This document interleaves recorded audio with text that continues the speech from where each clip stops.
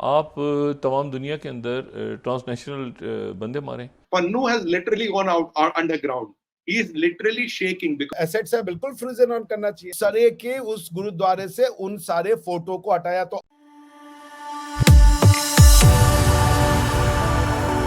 जय हिंद दोस्तों, मोदी देश में आपका स्वागत है। दोस्तों, इस वीडियो को लाइक और शेयर करना मत भूलिएगा। तो दोस्तों, आज पाक मीडिया बात करे कैसे पन्नू जो खालिस्तानी आतंकवादी है वो अंडरग्राउंड चला गया है अपनी प्रॉपर्टी जो है भारत में वो सीज होने के बाद, और एनआईए ने अब खालिस्तानियों के खिलाफ बहुत ही बड़ा एक्शन करना शुरू कर दिया है।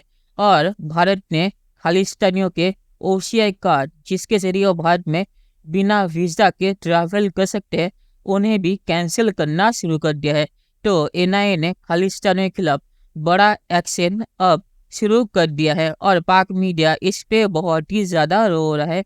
पाकिस्तानी मीडिया कह रहा है कि अब ट्रूडो भी घबराने लगा है और भारत के खिलाफ खालिस्तानियों ने जो पोस्टर लगा था उसे भी हटाने के आदेश उसने दे दिए हैं।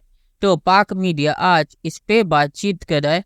दोस्तों, ये वीडियो बहुत ही मजेदार है, तो इसे आप पूरा जरूर दिखिएगा। तो चलिए और इंतजार न करके ये वीडियो देखते हैं।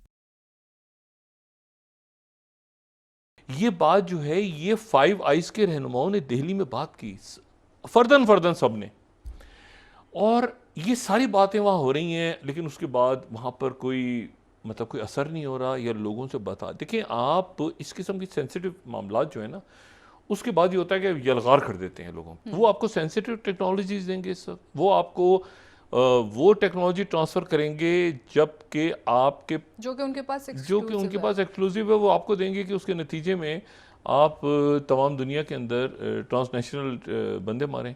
Khalistani just killed two days back. Now, after this, I have heard Pannu has literally gone out underground.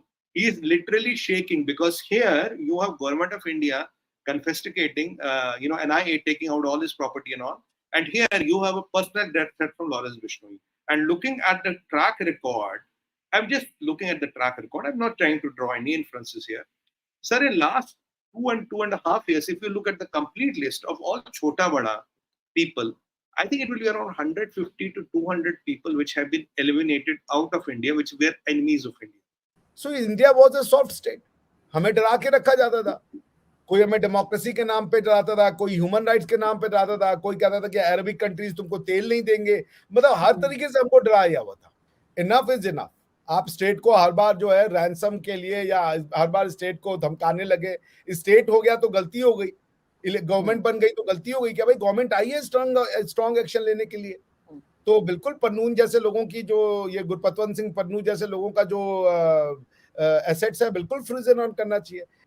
इसीलिए हमारे यहाँ बार बार कहा जाता राजधर्म, ये है राजधर्म।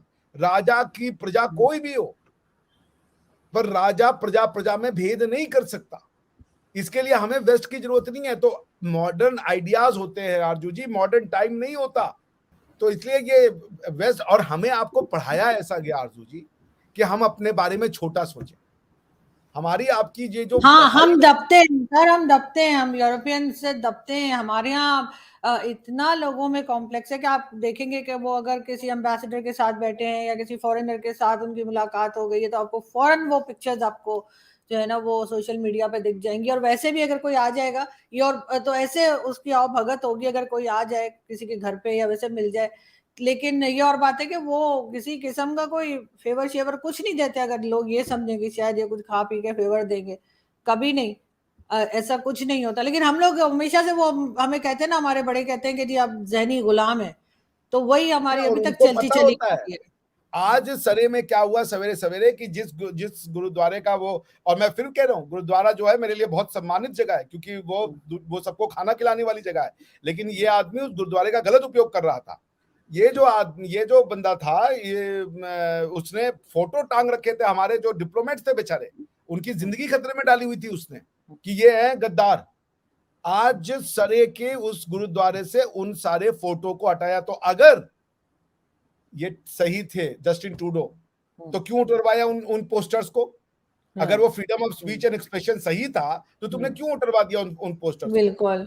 अब जो है वो हरदीप सिंह निज्जर का अभी आज का लेटेस्ट आया है कि अमेरिका के नो फ्लाइंग जोन में था वो। 2020 में इंडिया ने उसको टेररिस्ट डिक्लेयर कर दिया था। हाँ। इंडिया ने कहा था आप हमें एक्स्ट्राडाइट कीजिए, 3 बार उसकी रिक्वेस्ट करी थी। तो आप टेररिस्ट को पनाह दे करके, और जैसे मैंने आपको कहा था ओसामा बिन लादेन वाली बात, और देखिए आज वो व्हाइट हाउस के पेंटागन के जो स्टाफर है उसने एकदम एग्जैक्टली वही बात कह दी।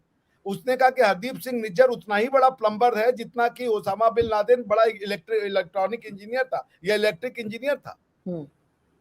तो पॉइंट मैं ये बात बार बार कह रहा हूं कि Canada has to bit its own dust. They have been cornered, कोई नहीं खड़ा हो रहा उनके साथ। उनके ऊपर दहशतगर्दी के केसेस थे, क्रिमिनल केसेस थे भारत के अंदर। वो जमानत पर रिहा हुए और एक जाली पासपोर्ट बनाकर वो कनाडा आ गए। कनाडा आके उन्होंने पॉलिटिकल असाइलम अप्लाई किया, वो पॉलिटिकल असाइलम उनका रिफ्यूज हो गया। उन्होंने किसी खातून से शादी की, वो भी बोगस निकली, और उसके बाद ये एक मिस्ट्री है कि वो किस तरह कैनेडियन सिटीजन बन गए। अब यहाँ पे ये बताना चाहूंगा 26 दफा एक्सट्रेडिशन की 26 केसेस इंडियन गवर्नमेंट जो है वो कह चुकी है 26 लोगों के बारे में कैनेडियन गवर्नमेंट को कि उनको एक्स्ट्राडाइट किया जाए, इंडिया के हवाले किया जाए, लेकिन एक भी उसको उन्होंने सपोर्ट नहीं किया। अब उस पर मैं आगे चलना चाहूंगा। भारतीय तरफ से यह भी एक एलिगेशन है कि जो निज्जर साहब हैं वो he was working for the Canadian intelligence agencies, ये उनकी तरफ से। चलिए दोस्तों, इस वीडियो पे बात करते हैं। तो एनआईए को इन खालिस्तानियों की प्रॉपर्टी तभी सीज कर लेनी चाहिए थी जब इन खालिस्तानियों ने भारत की एम्बेसी पे हमला किया था, और पन्नू ऐसी हरकतें अभी तो नहीं करा, तो एनआईए को ऐसी चीज़ें बहुत सालों पहले कर लेनी चाहिए थी।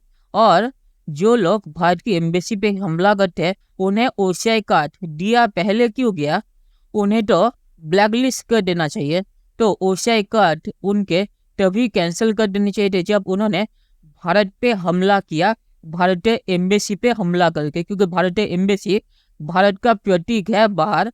तो एनआईए ने जो एक्शन वो अभी कर है, उन्हें ये एक्शन बहुत सालों पहले कर लेना चाहिए था।